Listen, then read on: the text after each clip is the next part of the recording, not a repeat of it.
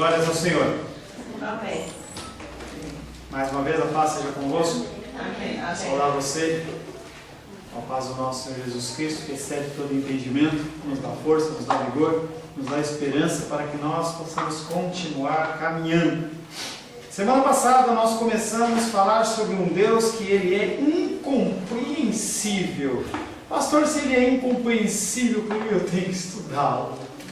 Para a gente compreender pelo menos um pouquinho, a gente não vai compreendê-lo na sua totalidade, mas a gente tem que entender da sua essência.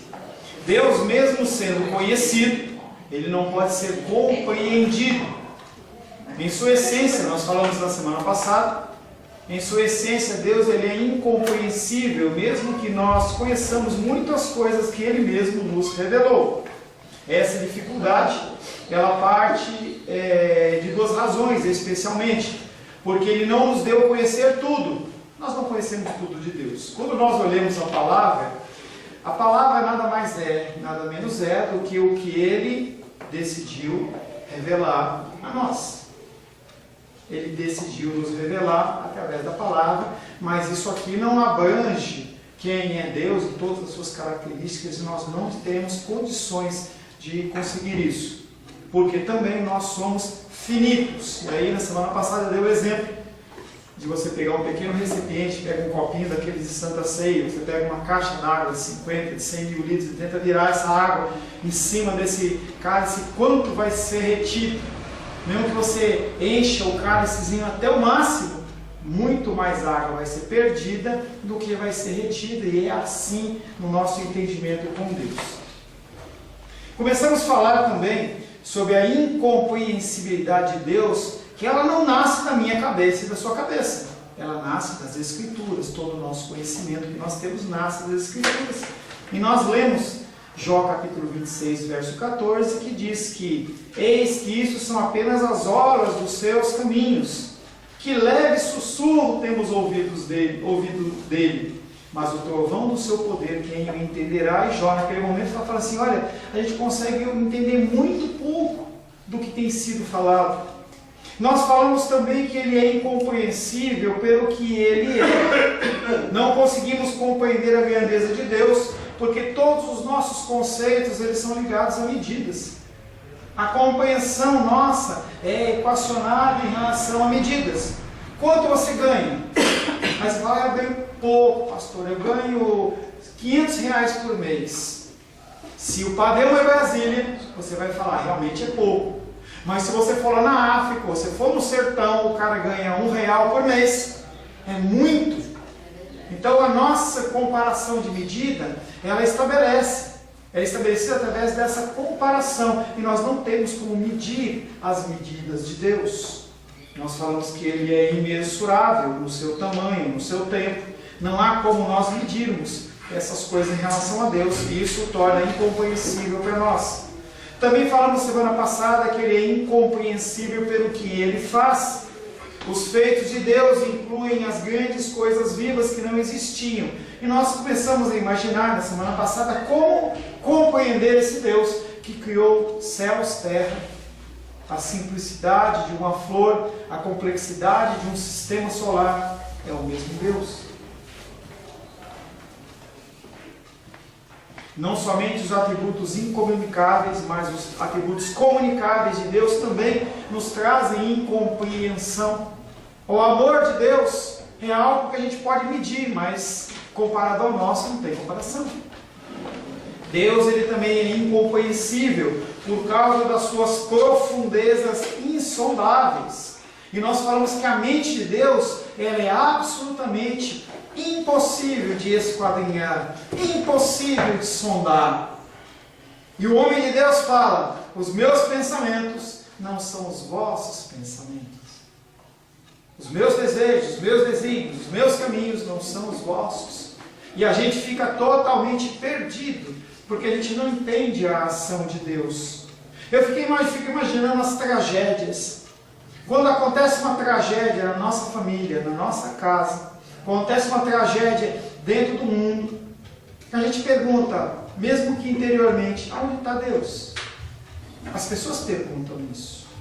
E nós não conseguimos entender, por exemplo, qual é o plano de Deus para um tsunami na Indonésia de 10, 12 anos atrás, que mata 200 mil, 1 milhão, 2 milhões de pessoas? Qual é o plano de Deus quando uma tragédia ocorre, por exemplo, quando Ele permite que aviões abalroem as torres gêmeas e matem milhares de pessoas? Nós não temos mente para conseguir entender isso. Enquanto nós formos seres humanos, nós não vamos entender essas ações. Permissão de Hitler assassinar milhões de judeus. Entenda que tudo isso está sob o controle de Deus. Não é você querer colocar a culpa no Satanás, no diabo, em qualquer outro ser. Não, do Senhor Ele está controlando. E as coisas acontecem e nós não entendemos. De uma forma ínfima, acontece também com os nossos filhos. Experimenta mandar o seu filho ir dormir mais cedo. Ah, não. Eu acordo. Eu quero ficar acordado. Ele não entende que quando nós estamos falando, nós estamos tendo uma visão muito maior do que a dele. Imagina a ação de Deus em relação às nossas vidas. Deus é incompreensível porque Ele é incomparável. Deus não é somente infinito, mas Ele é absolutamente singular, incomparável. Nenhum ser criado pode ser igualado a Deus ou ter o seu próprio raciocínio. Quando você lê a história de Jó, se você lê nessa ótica, você vai ver que parece uma comédia. Apesar do sofrimento, apesar da desgraceira na vida de Jó, você vai ver que quando ele começa a contender com Deus, parece uma criança birrenta no mercado que quer chocolate. E aí, a hora que Deus se revela e começa a falar com ele, ele fica envergonhado. Ninguém tem qualquer condição de ser conselheiro de Deus ou lhe dizer o que ele deve fazer. E aí Deus joga pesado para o Jó e fala assim: aonde você estava quando eu criei a constelação tal? Aonde você estava para me ajudar a fazer isso? E Jó ele foi murchando, e uma uva passa. Até que ele olha e fala assim: tu és soberano, tu és supremo. Ele mesmo, Deus, desafia os seres humanos orgulhosos e vaidosos a encontrarem alguém que possa ser comparado a Ele. Deus estava acima de qualquer dos deuses imaginados pelos homens mais sábios do mundo. De Atos 17. Atos 17, nós vamos ler do verso 22 ao 28.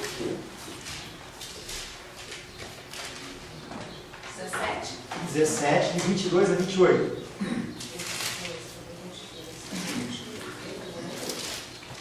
Então, Paulo, levantando-se no meio do Areópago, disse: Senhores atenienses, em tudo vos vejo acentuadamente religiosos, porque, passando e observando os objetos de vosso culto, encontrei também um altar no qual está escrito: ao Deus desconhecido.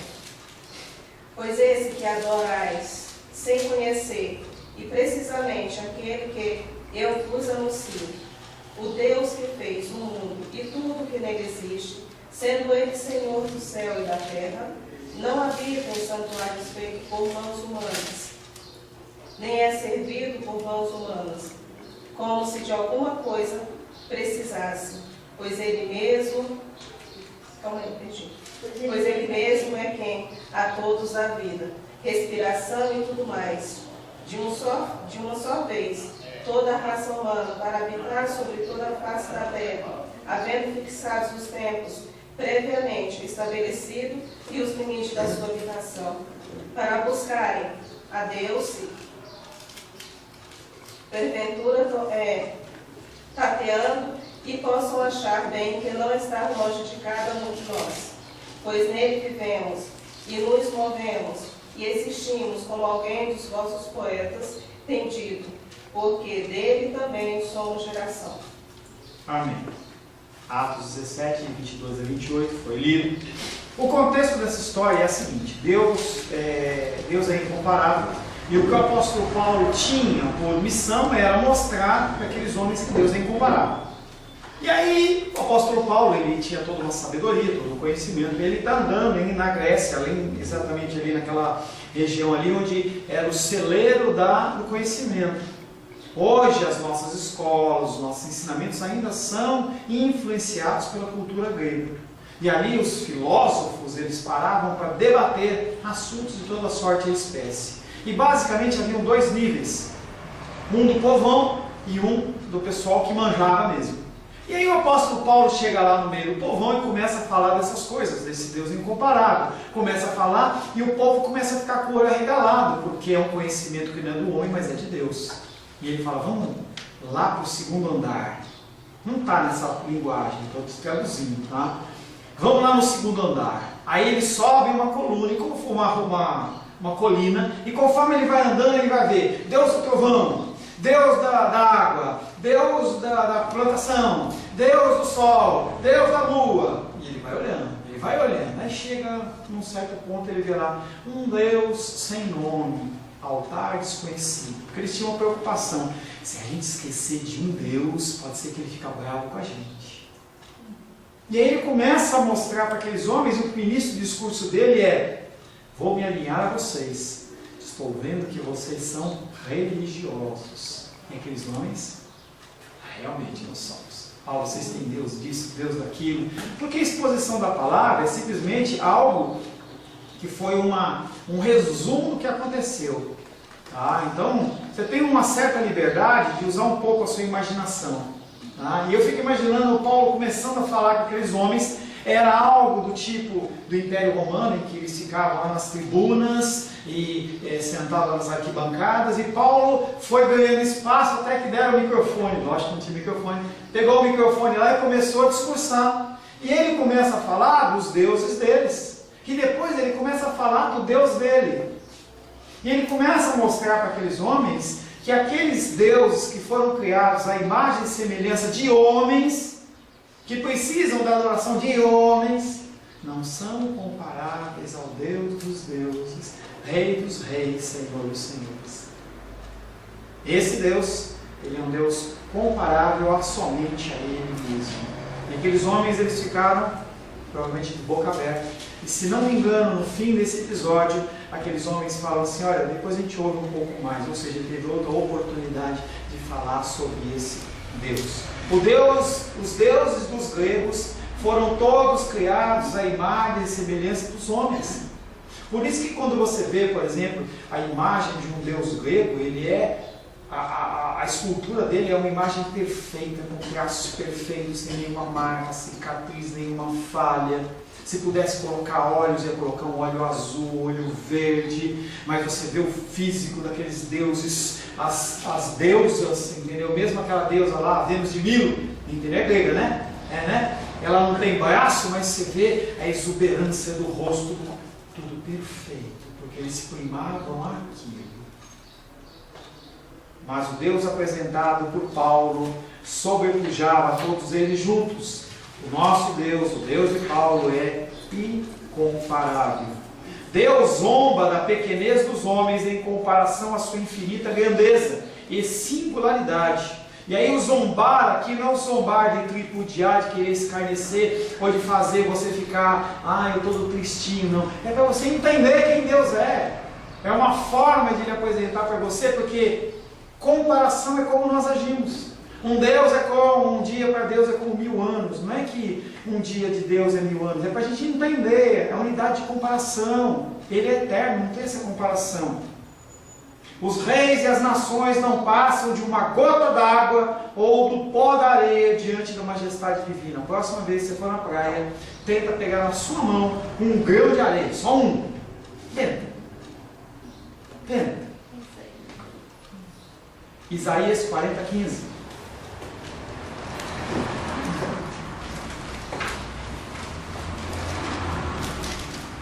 Isaías 40, verso 15. Rosângela, por gentileza.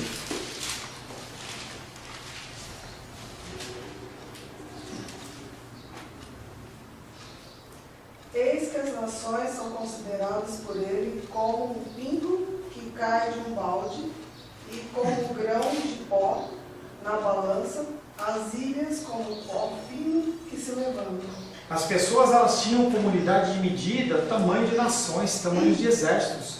Isaías, ele escreve 650 anos antes de Cristo, mais os 2000 que a gente já tem, 2700 anos atrás. As pessoas não tinham internet. Sabia, Ravena, que não tinha na época de Isaías internet? WhatsApp, celular, Facebook. Nossa, é isso, hã? Porque às vezes as pessoas acham que essas coisas existem sempre. Entendeu? Quando a gente começa a falar das coisas antigas, as pessoas falam assim, não acredito que você vive assim. Viu? Foi entendendo? Tá? Quando Deus ele fala, eis que as nações são consideradas como ele, como um pingo que cai, as pessoas não tinham noção do espaço, da grandeza de um país, ou de uma nação, ou de um império. Eles não conseguiam entender, por isso que ele fala, eis que as nações são como ele, para ele, como um pingo. Pingo o quê? De água.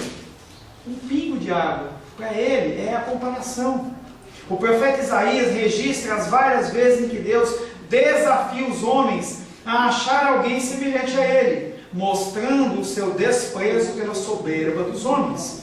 Isaías capítulo 40, versos 18 e 25. Posso ler? Pode. Com quem comparareis a Deus? Ou que coisa semelhante confrontareis com ele? O artífice funde a imagem e o... Não, é só o 25, Flor, 18 e 25. Ah, 28. Eu pensei que você... É o 18 e o 25. Agora pulou para o 25, por favor.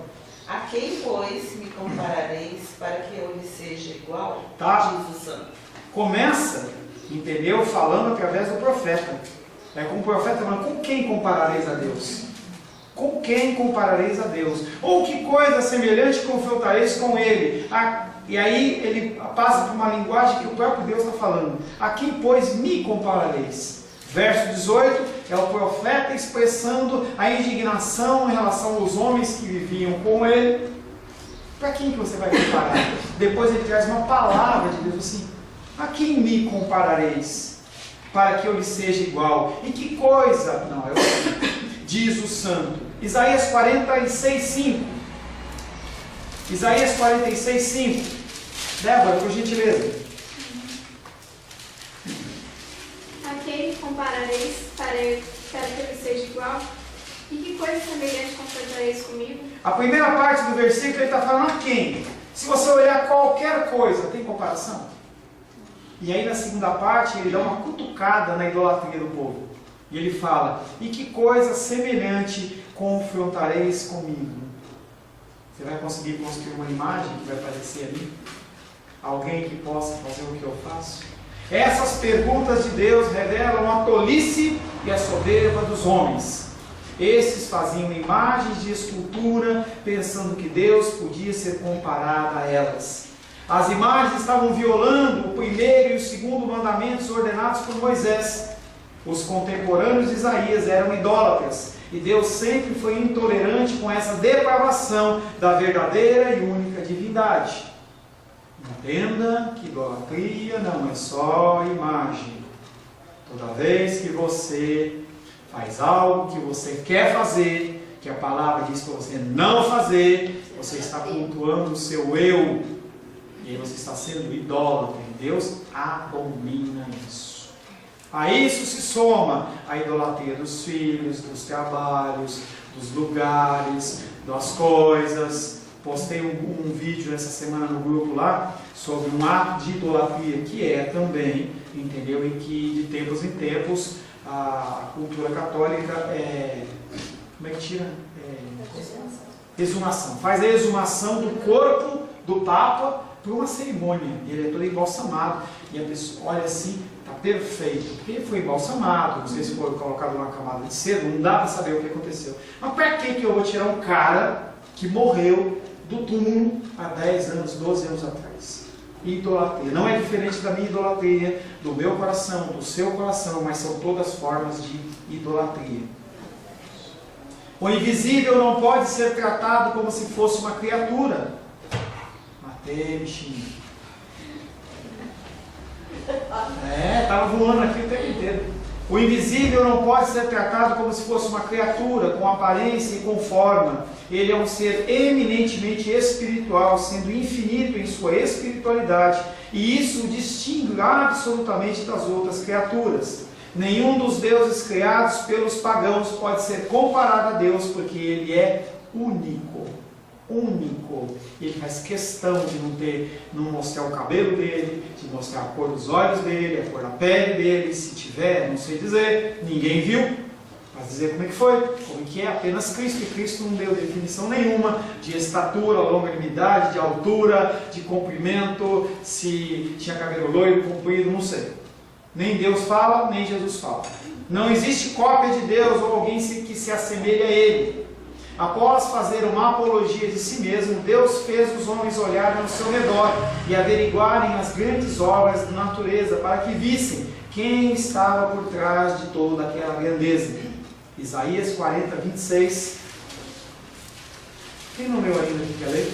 Glenda não leu, né, Glenda? Isaías 40, 26. Levantai ao alto os olhos e vede. Quem criou essas coisas? Aquele que faz sair o seu exército de estrelas, todas bem contadas, as quais eles chamam pelo nome. Por ele ser grande em força e forte em poder. Nenhuma só venha a faltar. Entenda que Deus ele não está procurando reconhecimento aqui. Às vezes você pode ler isso e falar assim, olha, fui eu que fiz, coisas que eu e você fazemos, né? Entendeu? Tá vendo isso aqui? Ai, como ficou lindo o que eu fiz, não foi? Aí eu alcancei tantas vidas. Aí a pessoa fala assim, poxa, como você é espiritual. Nada. É modéstia. Tinha uma propaganda na televisão que mostrava uma moça e o cara esperando a mulher se tocar, e o cara olhando no relógio, antiga, dessas negócios aí. E o cara olhando, tal. Aí a mulher sai exuberante. E aí ele fala, nossa, como você está lindo. Que é isso? Nem caprichei tanto. Gastou 2 horas. Aquele que está acima de toda criatura e de toda criação, ele é inigualável e isso o torna incompreensível. Deus também é incompreensível por estar além dos limites espaciais, de tamanho, de unidade e temporais. Isaías 40, 12. Claudinha, por favor. Sim, Senhor. Quem na concha de sua mão mediu as águas e tomou a medida dos céus a palmos? Quem recolheu na terra, na terça parte de um efá, o pó da terra, e pesou os montes em romana e os outeiros em balança de precisão? E aí eu vou ficar só nessa primeira parte. Quem na concha de sua mão mediu as águas? Nós falamos um pouquinho sobre isso. E a segunda, e tomou a medida dos céus a palmos. Imagina eu chegar para você e falar assim, olha, lição de casa, você vai medir o teu quarto em palmos. Por menor que seja, entendeu? A altura, largura e profundidade. Que trabalhão. Pois Deus, Ele consegue medir os céus em palmos. E não são muitos não, hein? Fala que é que nem você fala 1, 2, 3, não. A medição de palmos é uma comparativa, tá? Falando sobre a grandeza de Deus. Ele é tão grande que todo o universo é considerado como infinito pelos estudiosos. Cabe na palma das mãos. Cabe nas palmas das suas mãos. E tudo é tão pequenino se comparado com o Criador. Tem uma série na televisão que chama Star Trek. Entendeu? E aí tem 2 personagens, um chama Spock e o outro Capitão Kirk. E aí no começo da série fala assim, nós vamos voar por lugares que o homem nunca pisou. E aí ele coloca aquela velocidade, a Enterprise.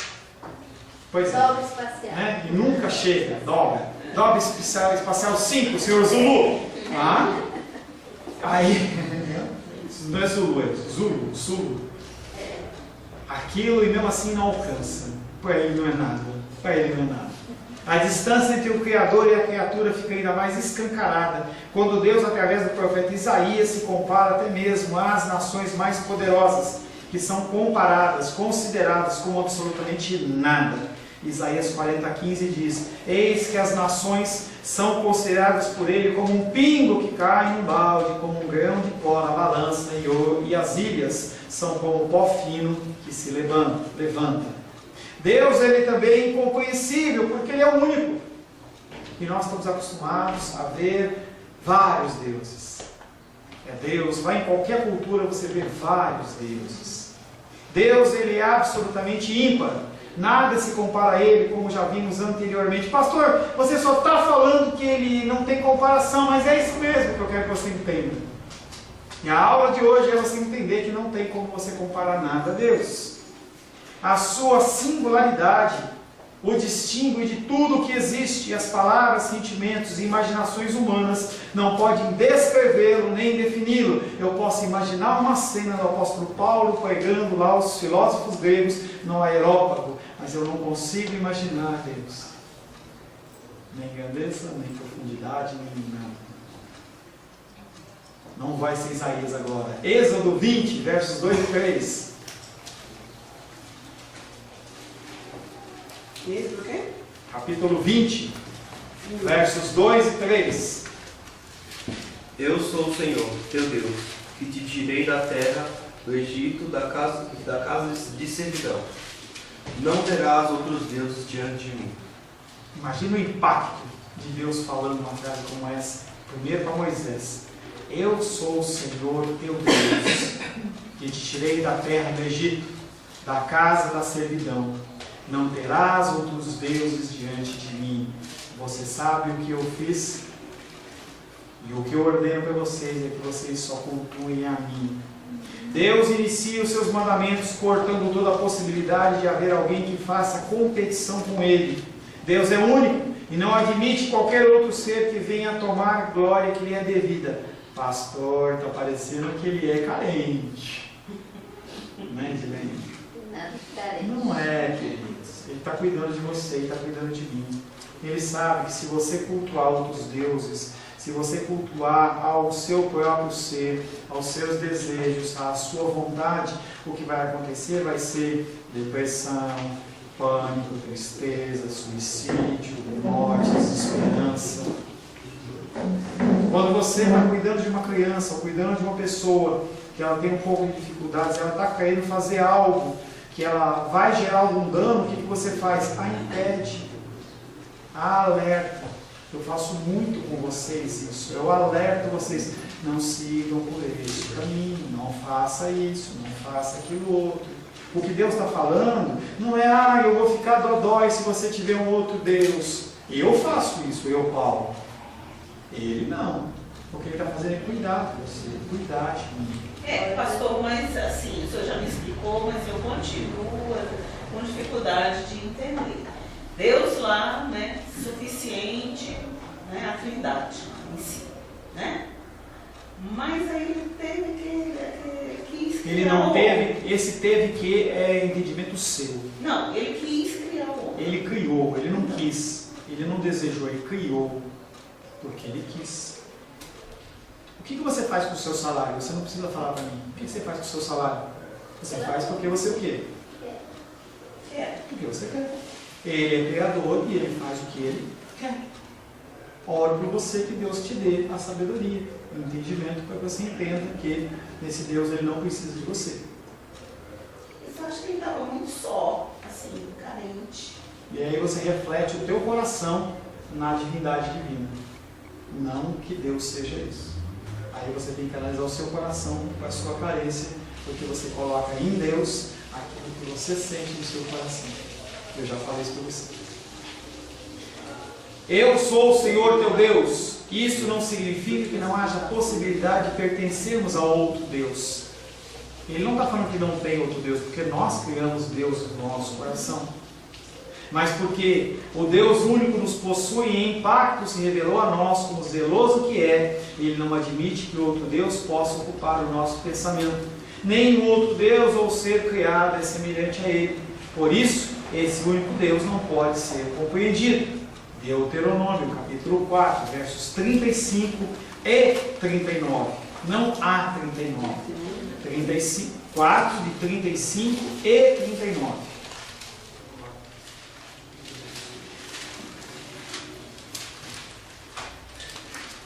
Irmão Cláudio, o senhor não leu ainda. Deuteronômio capítulo 4.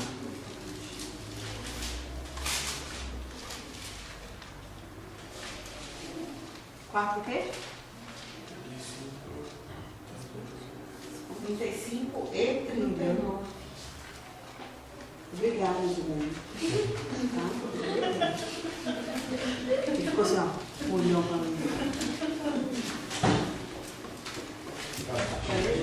Vai dar para o teu pai. Deuteronômio capítulo 4, versos 35 e 39.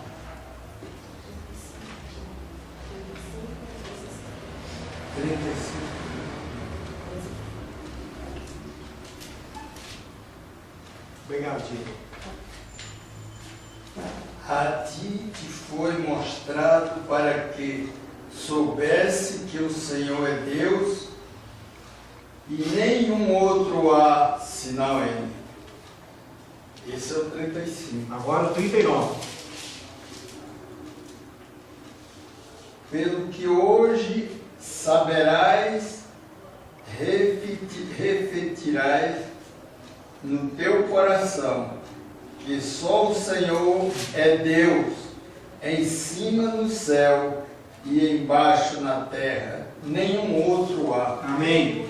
Depois de mostrar todas as suas maravilhas a Moisés e ao povo, Deus aproxima-se de Moisés e lhe diz as palavras que o irmão Cláudio acabou de ler. E este as transmite ao povo que havia sido testemunha dos poderosos feitos de Deus na terra do Egito.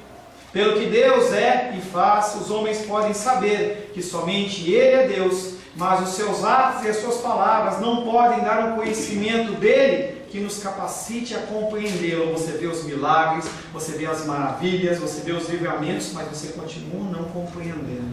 1 Samuel capítulo 2, verso 2.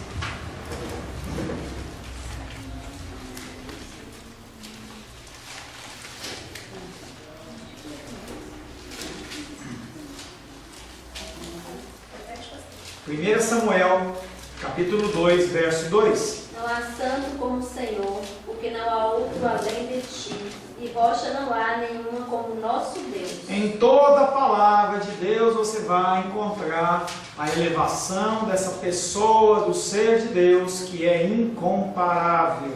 Essa verdade torna o ser humano pequenino, e é essa sensação de pequenez do homem que o torna um verdadeiro adorador. Como este Deus, sendo tão grande, se importou e se preocupou comigo? Os homens sempre tentaram criar deuses para expressar sua própria religiosidade, mas todos os deuses são falsos. Ele é único, e por ser único, ele é incompreensível. Mais um item, antes da gente finalizar.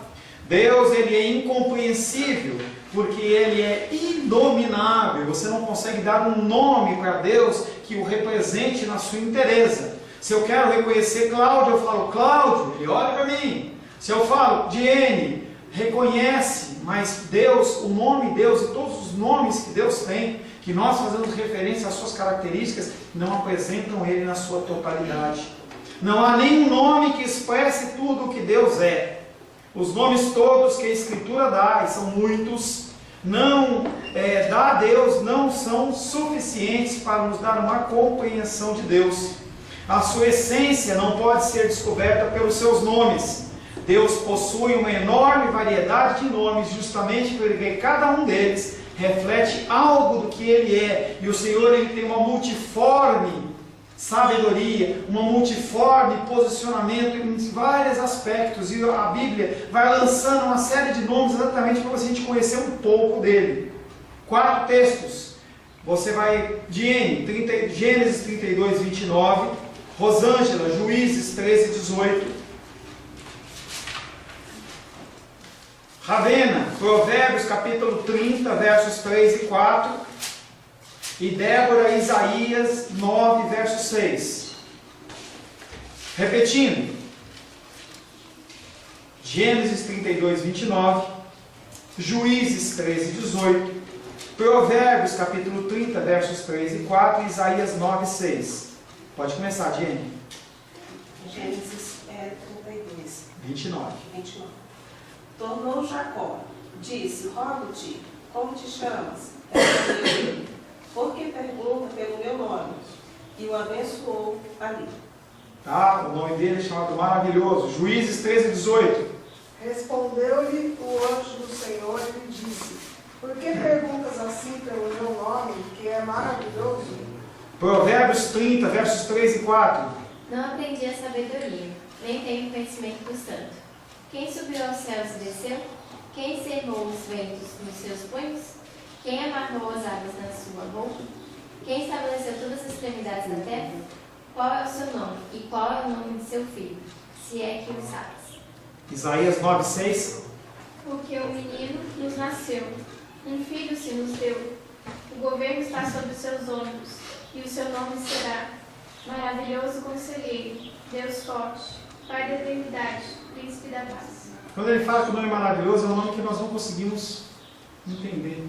É maravilhoso demais para a gente. Quando você vê uma criança, quando ela recebe um presente, que alegria. Maravilhoso para nós. Na Escritura, ele é chamado de maravilhoso, mas esse nome nos dá uma ideia da qual a mente humana pode apenas ter um vislumbre. Contudo, seu ser mais interior é inominável. Nada do que é humano poderia descrever a divindade. Deus é sem nome, porque tudo o que ele diz de si mesmo, embora seja a verdade absoluta, ou seja, corresponda à realidade, não exaure o que ele é na sua essência. Portanto, mesmo os nomes que a Escritura atribui a Deus são insuficientes para explicar a sua natureza, porque nós trabalhamos em comparação. Jeová, Shalom, Deus é a minha paz. Só que a paz dele não é a minha paz, a sua paz, a paz que você tem uma aposentadoria ou tem um plano de saúde. A paz dele é uma paz que excede todo entendimento. Glória a Deus. Aleluia. Senhor é o provedor. E aí a gente imagina no pão nosso de cada dia, o Senhor ele é provedor de muito mais. Se você está aqui, ele proveu a você no dia de hoje o sopro de vida. Aleluia. Todas as coisas que o Senhor se referencia com os nomes dele, é a nossa bandeira, é o Senhor dos exércitos, a gente não consegue imaginar, a gente tem uma pequena noção, mas é apenas uma pequena noção, porque ele é excessivamente maior do que isso. A ira de Deus não é a nossa ira, o amor de Deus não é o nosso amor, a sabedoria de Deus não é a nossa sabedoria, a justiça de Deus não é a nossa justiça. Glória a Deus por isso. Amém, queridos? Feche seus olhos. Senhor Deus, nós temos estudado sobre a incompreensibilidade do Senhor. O Senhor realmente gera em nós espanto.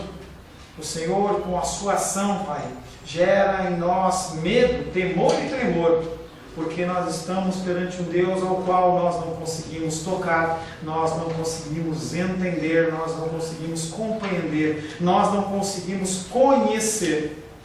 Mas a dependência de Ti, Pai, é algo que provém também do Senhor, e nós queremos, Pai, mais e mais nos entregar na Tua presença.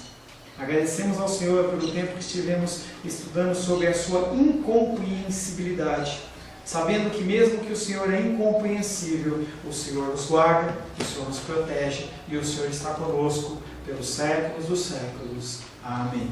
Em nome de Jesus.